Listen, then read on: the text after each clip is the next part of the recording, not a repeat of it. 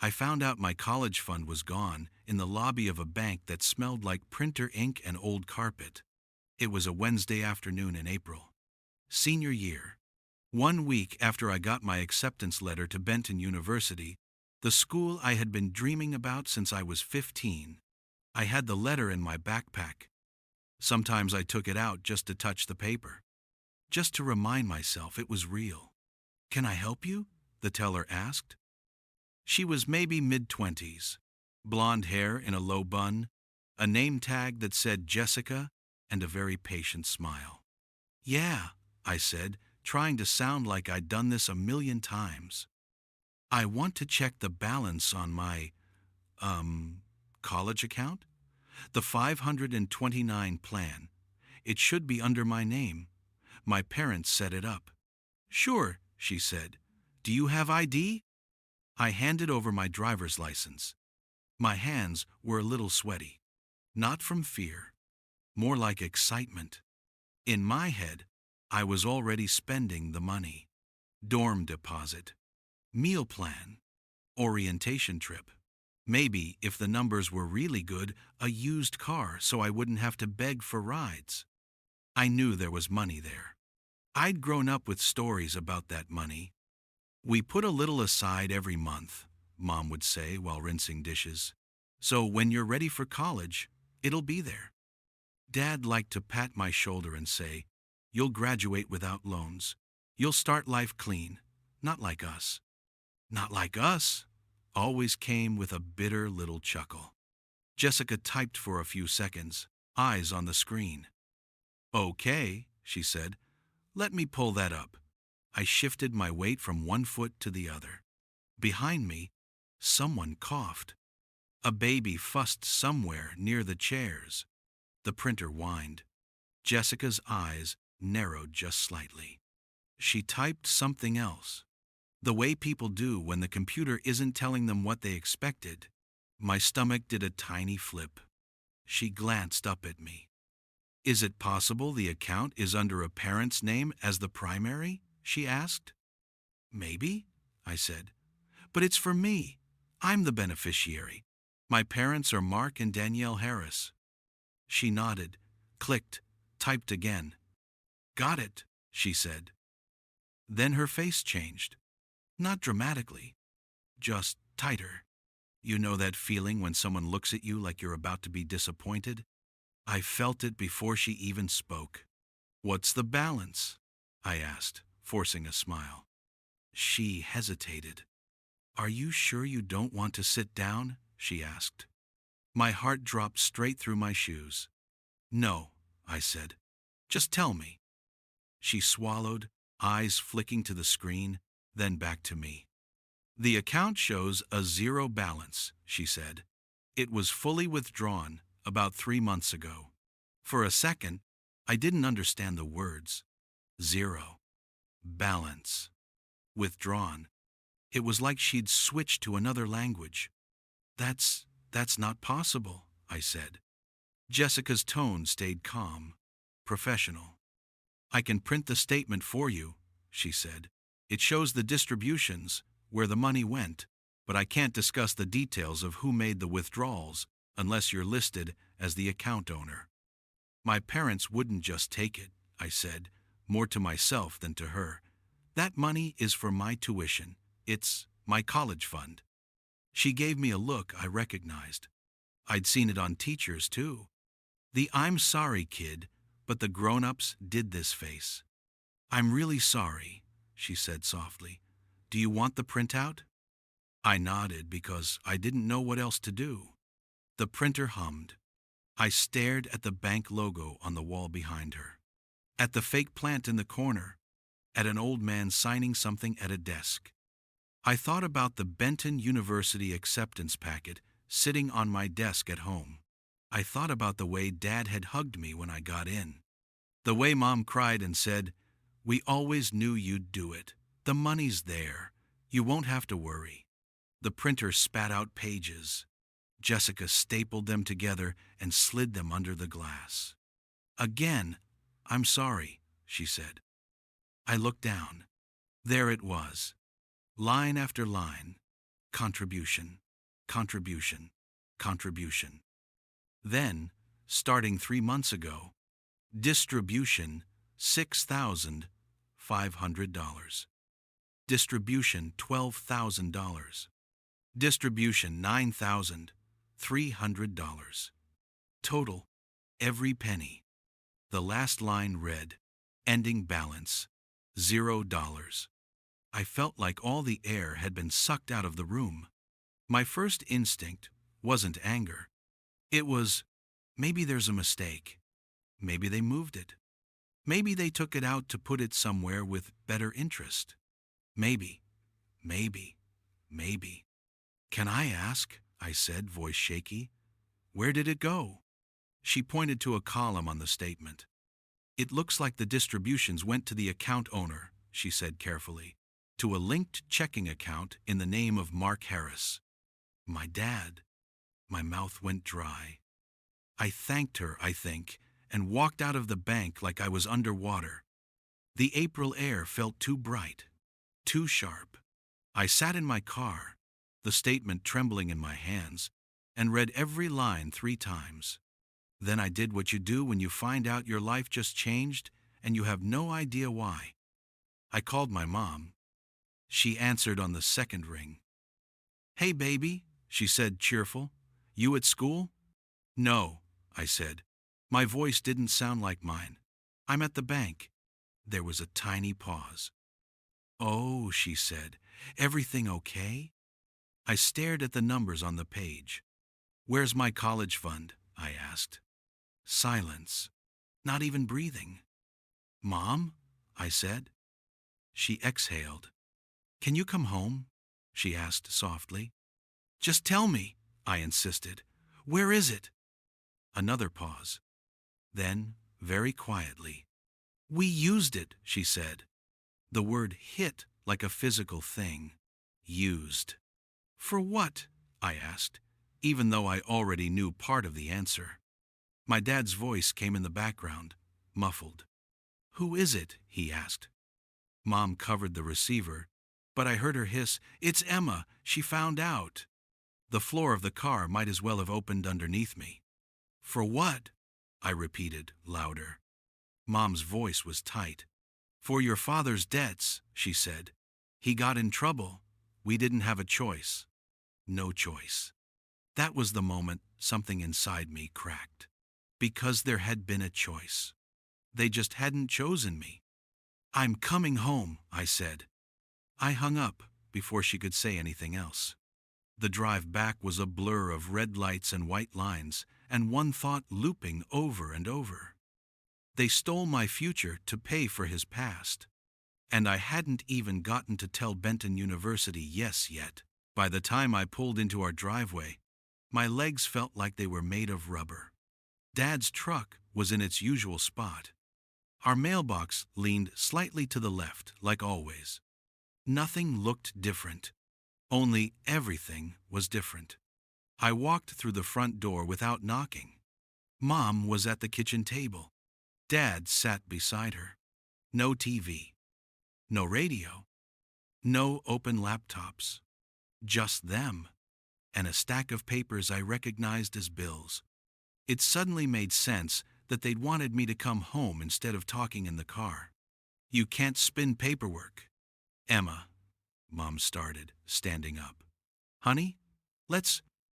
What did you do? I asked. My voice came out flat. Too calm. Dad flinched just a little. He looked tired. Tireder than usual. There were purple crescents under his eyes, and his hair, mostly gray, now stuck up in strange directions. Sit down, he said. Let us explain. I didn't sit. I dropped the bank statement on the table. Explain that, I said. Mom's eyes flicked to the paper.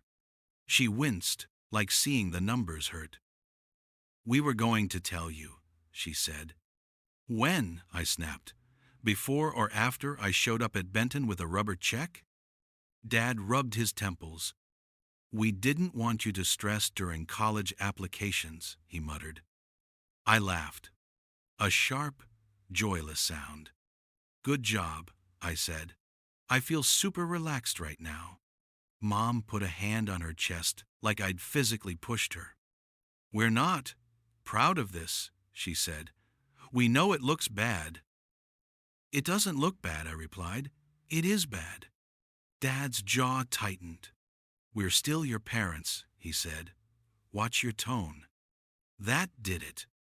My anger lit up like a match. Watch my tone? I repeated. You emptied my college fund and lied about it. And you want me to watch my tone? Mom reached for my hand. I stepped back. Don't, I said. Just tell me why. Dad shifted in his chair. You know, things have been tight, he started. Everyone's things have been tight, I cut in. You always said, no matter what, we don't touch the college money.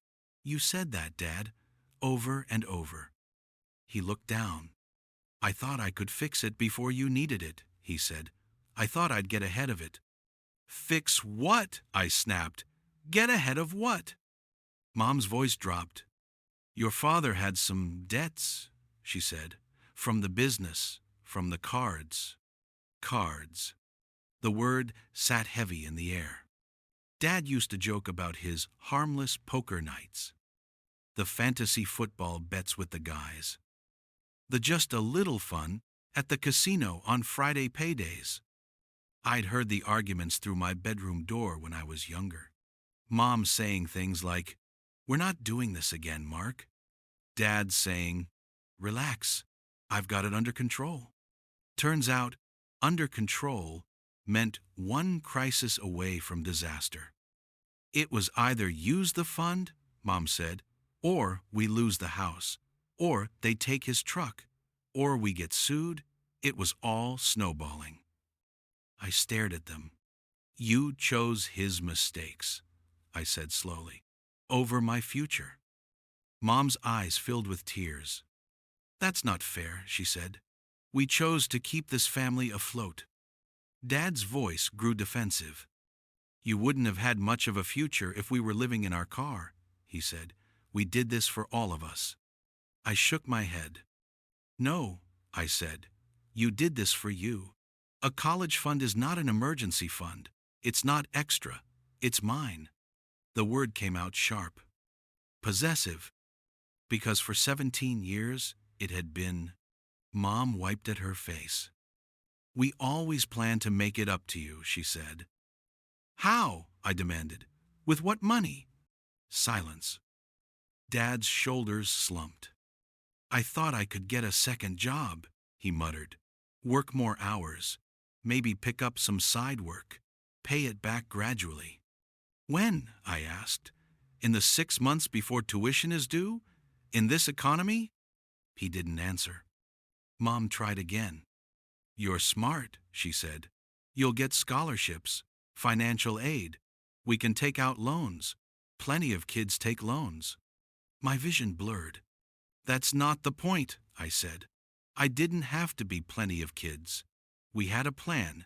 You made a promise. Dad's voice hardened. Plans change, he snapped. Life happens. I didn't plan on my hours getting cut. I didn't plan on interest rates going up. I didn't plan on losing at blackjack, I said. The words slipped out before I could stop them. His head snapped up. Watch it, he said, quiet and dangerous. Mom looked between us, panicked. Stop, she pleaded. Please, this isn't helping. I took a breath, then another. The betrayal wasn't just about the money.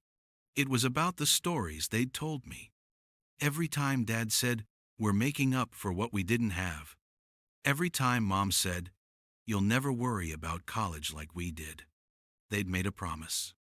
And then, when things got hard, they decided that promise was optional.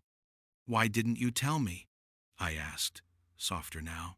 3 months ago, 6 months ago, before I applied to a school we can't afford. Mom put a hand to her forehead. We wanted you to have hope, she whispered. I laughed again, bitter. You wanted me to have fake hope, I said. There's a difference. Dad sighed heavily. What did you want us to do? He asked. Let everything collapse? Let them garnish our wages? Let the collectors call your phone? I thought about it. How many nights had Mom sat at this table with a calculator? How many times had Dad stared at the TV like it was the only thing keeping him from falling apart? I wanted you to tell me the truth, I said. I wanted you to say, we're in trouble. We might have to use some of the fund. We're sorry. We'll figure this out together.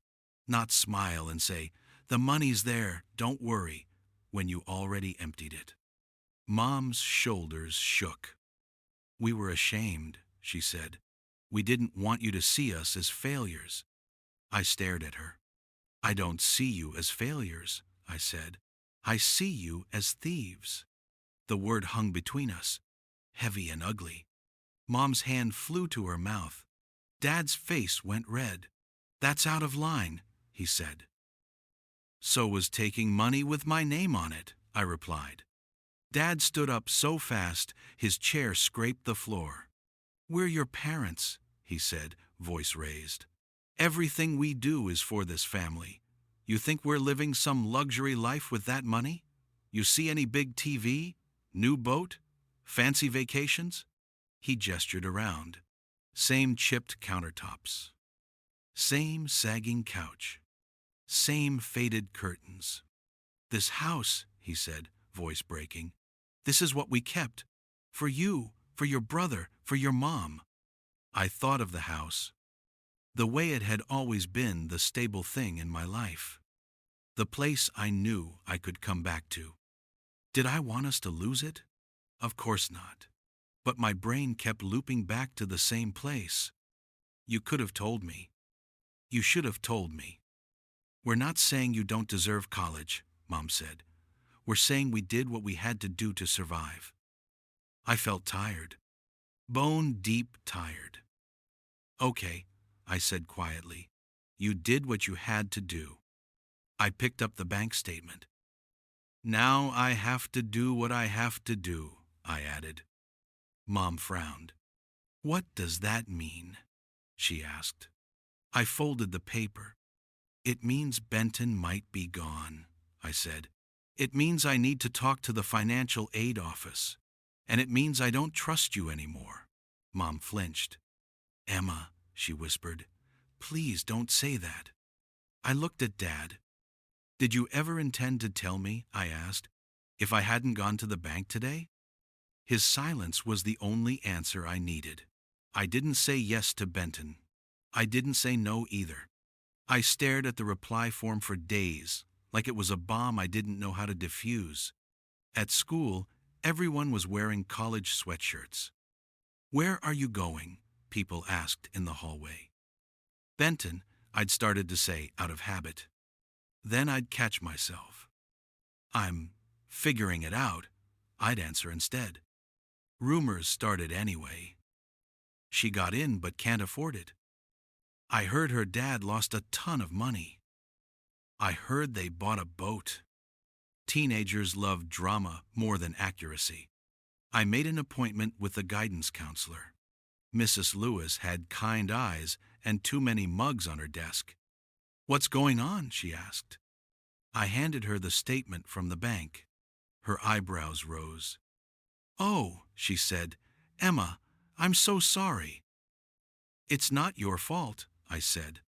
She looked at the Benton acceptance letter on top of my file. You earned this, she said. You deserve to go. That and $5 will get me a latte, I muttered. She smiled sadly. Okay, she said, let's talk options. We talked loans. We talked scholarships.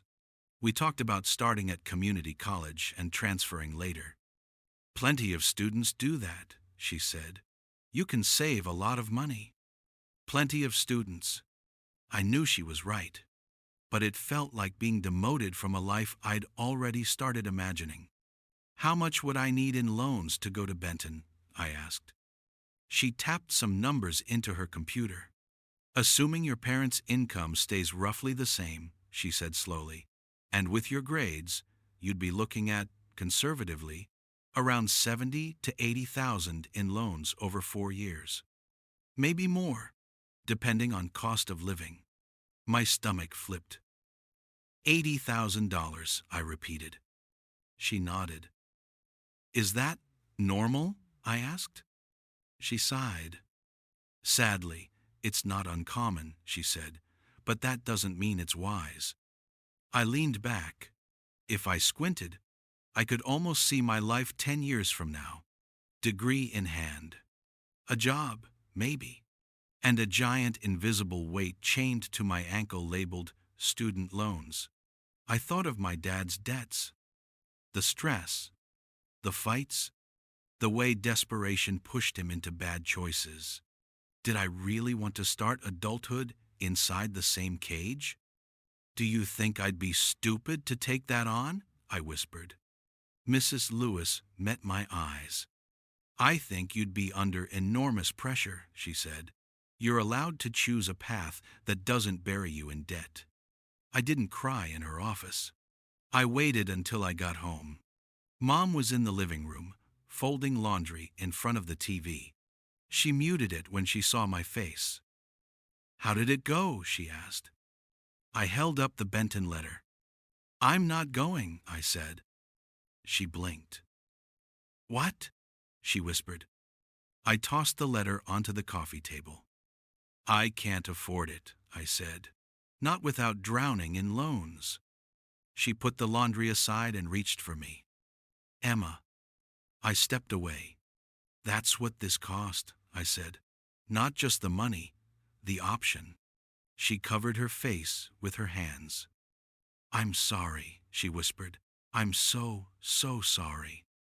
Dad came in from the garage, wiping his hands on a rag. What's going on? He asked. She's not going to Benton, Mom said thickly. Dad froze. Why not? He asked, as if he didn't know. I stared at him. Guess, I said. He opened his mouth, then closed it. Mom sniffed. She doesn't want to take loans, she said. The counselor said, it's a lot. Dad ran a hand through his hair. It's an investment, he said. Everyone has loans. Do you? I asked. He hesitated. No, he said finally. We couldn't afford college at all when I was your age. I nodded. Right, I said. So I get to have both. No money and lots of debt. I walked past them to my room, shut the door, and lay on the bed staring at the ceiling. My phone buzzed. Benton Squad dinner tomorrow? You in? Accepted students weekend. Road trip? I put the phone face down. That night, at dinner, Mom tried to talk about alternatives. Community college isn't the end of the world, she said. You can live at home, save money, transfer later. Dad nodded. You'll still get your degree, he said. Piece of paper looks the same. I stabbed my green beans. It's not just about the paper, I said. It's the experience, the networking, the internships, the everything. Mom's voice softened. You might have experiences you can't even imagine yet, she said. Sometimes Plan B isn't worse. It's just different. I knew she was trying. I knew she was doing the best she could with the ruin in front of us. It didn't make me any less angry. Plan B implies there was a plan, I said. You never had one. You just hoped future you would clean up present you's mess. Dad's fork clinked against his plate. We said we're sorry, he snapped. What else do you want from us? I looked up, meeting his eyes. I want you to feel even half as bad as I do, I said. He flinched.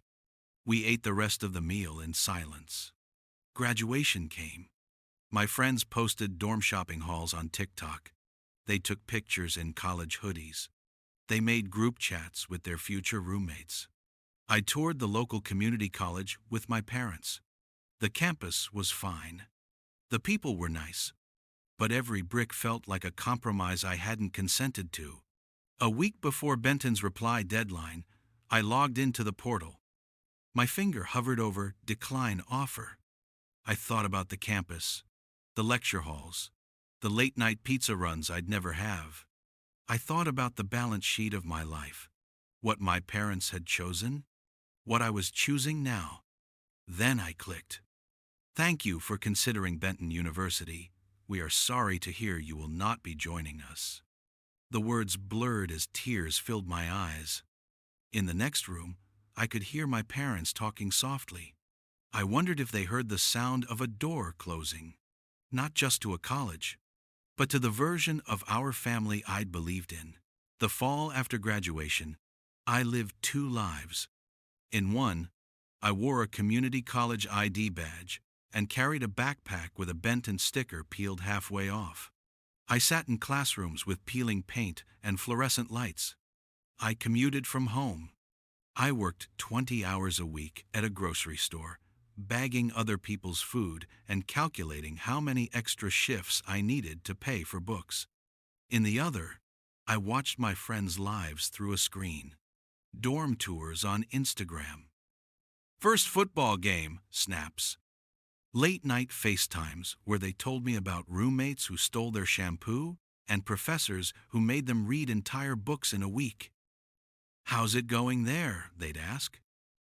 It's fine, I'd say. It's school. I didn't tell them about the way I sometimes sat in my car in the community college parking lot, watching kids in scrubs rush to nursing labs, older adults chase second degrees, and wondered when I'd stop feeling like I belonged anywhere. At home, the tension didn't fade. It calcified. Every time I wrote a tuition check, my chest tightened.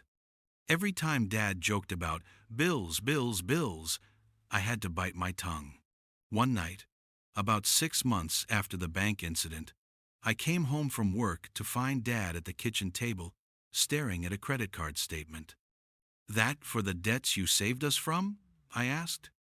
He didn't look up. Thought we agreed to stop throwing that in my face, he said. I dropped my bag. We agreed to nothing, I replied. You made a unilateral decision with my money. That's not an agreement. He sighed. I'm still paying, he said. Every month. I haven't touched a card since. I go to meetings. I'm doing the work. I didn't know that. I hadn't asked. Meetings? I said. He nodded. Gamblers Anonymous, he said. Thursday nights at the rec center. I hesitated. Part of me wanted to feel sympathy. Another part remembered standing in that bank lobby. How long? I asked. Since January, he said. Before or after you emptied the fund, I said. After, he admitted. I exhaled. Of course, I said. You hit rock bottom with my future, then decided to get help. He winced. I know you're angry, he said. Angry doesn't cover it, I answered. Angry is when someone cuts you off in traffic. This is betrayal. He flinched at the word. I'm trying to make it right, he said. How? I asked. You can't unspend it. He looked at the statement. I can't pay it back all at once, he said. But I started putting money aside. $50 here, $100 there. It's not much, but... For what? I asked. Some future, sorry, we ruined your dream check? He swallowed. For whatever you need, he said, when you transfer, or for a car, or something. I stared at him. I don't want that money, I said. I don't want to spend another cent that came from your mess. His face fell. So that's it, he said quietly. I'm just the villain in your story forever? I thought about it. About the way my stomach twisted every time I thought about what he'd done. About how that twist was slowly exhausting me. I don't know, I said honestly. I don't know what we are now.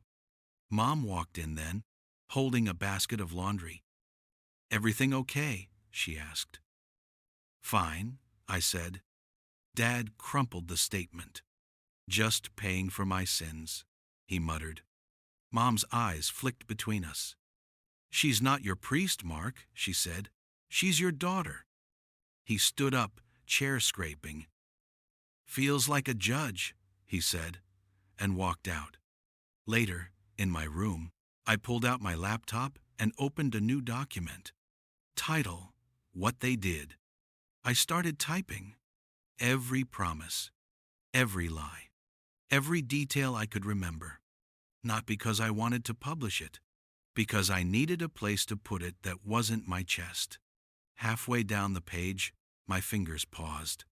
I remembered something my intro to psych professor had said that week. Betrayal creates a moral injury, she'd lectured, pacing in front of the whiteboard. It's not just you hurt me, it's you broke the rules of what I thought was right. I stared at the blinking cursor. That was it. It wasn't only the money. It was the moral math. Parents are supposed to sacrifice for kids, not the other way around. And if they do take something, they're supposed to ask. I wrote, they decided that family meant I had to pay for his mistakes. They made their problem my problem without my consent. That's not love. That's entitlement. My phone buzzed. A text from Maya. Our dining hall food is terrible. You're not missing much, promise. I almost laughed. I typed back, yeah, but I'd like the chance to hate it myself. Then I stared at what I'd written and felt the hot sting of tears. There it was, the hollow space between what I could forgive and what I couldn't change. 2 years later, I was loading boxes into my car, getting ready to finally transfer. It wasn't Benton, but I'd gotten into State U with a partial scholarship, decent aid, and credits that actually transferred. It wasn't the dream, but it was something real I'd built myself. Last one? Dad asked, hefting a box marked books. Last one, I said. He slid it into the trunk. We stood there for a moment, looking at the overstuffed car. You did this, he said. On your own. I shrugged. Not really, I said. Grants helped, and Mrs. Lewis, and about 8 billion essays. He chuckled softly. I'm proud of you, he said. The words landed differently now. He'd said them when I got into Benton, too. Back when I still believed they came with a safety net. Thanks, I said. He hesitated. There's, something else, he said. I stiffened. What? He reached into his jacket and pulled out an envelope. I've been putting money aside, he said, like I told you. I stared at the envelope like it might explode. How much is in there? I asked. Not enough to make up for the fund, he said. But a couple thousand. It might help with books, or rent, or I don't know. I didn't reach for it. Where's it from? I asked. He frowned. What do you mean? Is it clean? I said. No cards, no bets, no shady business. He looked almost offended. It's from overtime, he said. From the Saturday shifts. From not eating out. From growing up, I guess. I believed him. He looked thinner now. More worn. Less like a man chasing something, and more like one trying to repair what he'd broken. I took the envelope. Thank you, I said quietly. He swallowed. I know it doesn't fix it, he said. I know you still look at me differently. I met his eyes. I do, I said, but not only in a bad way. He blinked. I see someone who made a terrible choice, I said, and then decided to be different after. Both things are true. His eyes shone just a little. I wish I'd been different before, he said. Me too, I replied. He cleared his throat. State's not Benton, he said, but maybe it'll surprise you. I smiled. I'm allowed to like more than one thing, I said. He nodded. Try to, not hate us from too far away, okay? He joked weakly. I hesitated. I don't hate you, I said. If I hated you, this would be easier. He exhaled. Then what is it? He asked. I thought about the word I'd written in my document 2 years ago. Moral injury. It's a crack, I said slowly, in how I see you, and in how I see myself in this family.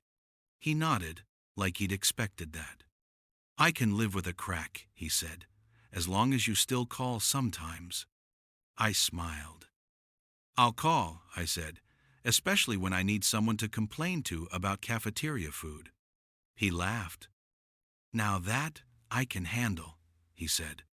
At State, I met people with all kinds of college origin stories. Parents paying everything. Parents paying nothing. First-gen kids sending money home.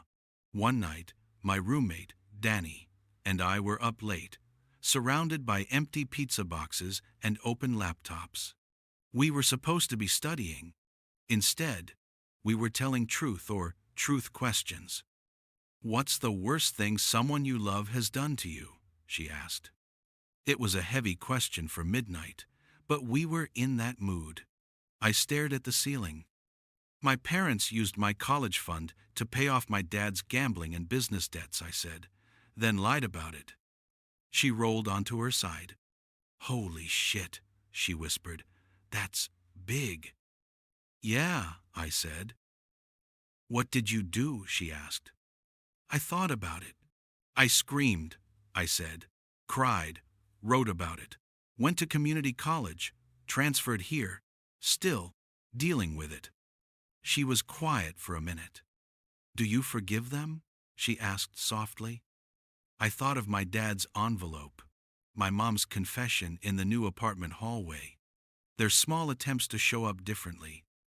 Some days, I said, some days I'm still that girl in the bank. Danny nodded. That makes sense, she said. That kind of betrayal doesn't just poof away. She hesitated. Can I say something without you hating me? She asked. Sure, I said. You're weirdly grounded for what you've been through, she said. Like, you're pissed, but you're not bitter all the way through. I laughed softly. You haven't seen me on bad days, I said. She smiled. I have, she said. You still say please and thank you. I shrugged. I learned something, I said, even from this. What? That I never, ever want my future kid to find out I used their trust to clean up my mess, I said. If I screw up, I want them to see me take the hit, not shift it onto them. Danny nodded slowly. That's huge, she said. Breaking the pattern. Trying to, I corrected. Patterns don't break in one dramatic speech. They break in 1,000 tiny choices. Like Dad not going to the casino. Like Mom not ignoring the credit card bills. Like me opening my own savings account, separate from theirs. Like all of us learning that family isn't a magic word that makes anything okay. It's a promise. And promises, I'd learned the hard way, are a kind of currency. You can spend them. You can invest them. You can waste them. But once they're gone, you don't get the same ones back. The summer after my junior year at State, I went home for a week. Not for Christmas. Not for a crisis. Just because. Mom met me at the door with a hug that smelled like laundry detergent and nostalgia. You look like a college student now, she said, all confident and tired. I laughed. Accurate, I said. Dad came in from the backyard, wiping dirt off his hands. Come see the tomatoes, he said. They finally took off. We walked out to the tiny garden he'd built along the fence. He'd always wanted more land. A bigger yard. A bigger house. Now he looked content with this. This one's your mom's, he said, pointing. She talks to them, I swear. Mom swatted his arm. They need encouragement, she said. We sat on the back steps, the three of us, like we hadn't in years. For a while, we talked about safe things, classes, work, My brother's latest job. Then Dad cleared his throat. Your mom and I wanted to show you something, he said. My stomach did that little flip again. Please don't say it's more debt, I said. He chuckled. Other direction, he said. We went back inside. Mom pulled a folder from the drawer. Inside were printouts, bank statements, a spreadsheet. I know you hate paperwork, she said, but we thought you should see it. I scanned the pages. It was an account. In my dad's name, no credit cards, no withdrawals for casinos or miscellaneous entertainment, just deposits. Over time. Is this? I asked. It's the money we've been putting aside, she said. For you, for whatever you want after graduation, down payment on a car, a move to another city, help with grad school if you go. My chest tightened. How much is in there? I asked. She told me. It wasn't college fund level. But it wasn't nothing. It's not what you should have had, Dad said. I know that. We can't pretend it is. But it's something we did right. On purpose. I looked at them. At the lines on their faces that hadn't been there before. At the way they sat a little straighter, like they were bracing for rejection. I appreciate it, I said.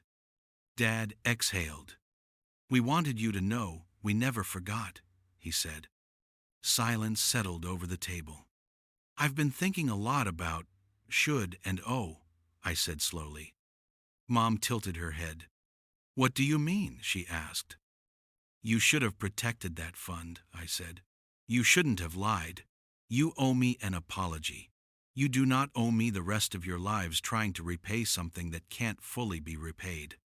They both watched me. And I don't owe you forgiveness on a schedule, I continued. But I also don't owe myself a lifetime of dragging this like a dead weight. Dad's eyes glistened. So what now? He asked. I took a breath. Now we accept that all of this happened, I said. The hurt, the mess, the attempts to fix it. We stop pretending it's in the past when it still lives in the room. We name it when it shows up. Mom nodded slowly. And we let you choose how much you want us in your future, she said quietly. I smiled, a little sad. You're my parents, I said. You're in it. That's not the question. What is? Dad asked. How, I replied. How you're in it, and how I'm in yours. I thought of families I knew where money was a constant weapon, where debts, financial and emotional, were passed down like heirlooms. I don't want this to be the story my kids hear one day, I said. I don't want it to be Grandpa gambled away Mom's college fund. I want it to be Grandpa screwed up, and then he changed. Dad swallowed hard. I'd like that version better too, he said. We sat there, the three of us, in the uneven light of the kitchen. For the first time in a long time, the silence didn't feel like there was something hiding in it. It felt like space. On the drive back to state, I thought about debt. Not just the kind with interest rates and minimum payments. The emotional kind. The you owe me because I raised you kind. The you owe me because I bailed you out kind. The you owe me because we share blood kind. My parents had tried to cash in on a version of that debt to justify what they'd done. But the older I got, the more I realized something. Love isn't a ledger. You don't get to commit fraud and call it family. You don't get to steal from your kid and demand gratitude instead of accountability. At the same time, healing isn't a simple refund. There's no return to sender for the years I spent at community college instead of Benton. No reimbursement for the stomach aches and the nights I lay awake feeling stupid for ever believing I was taken care of. What I did have was this: a clear view of what happens when you let shame run your financial life. A bitter, essential understanding that secrets are more expensive than honesty. And a choice about what to do with that knowledge. When I got back to campus, I added a line to the document I'd started the day I found out the fund was gone. They broke something. Then they tried to repair it. The repair doesn't erase the break, but it matters. I saved the file, closed my laptop. Outside my dorm window, the campus hummed with life. Students rushed past with backpacks and iced coffee. Someone played music too loud in the courtyard. A tour group filed by with a guide who walked backwards and shouted facts. This wasn't Benton. It was mine. Not paid for in advance by careful parents, but pieced together by a girl who'd learned, painfully, that nothing is guaranteed. I pulled out my notebook and wrote one more thing. Not about them. About me. I can't change what they chose. I can choose what I build on top of it. Then, because I'd learned something else from all of this, something about not waiting to be ready to live, I closed the notebook, grabbed my keys, and walked out into the afternoon. Not debt-free, not pain-free, but free in one way that mattered. I finally knew the difference between sacrifice and betrayal, and I was never going to confuse them again.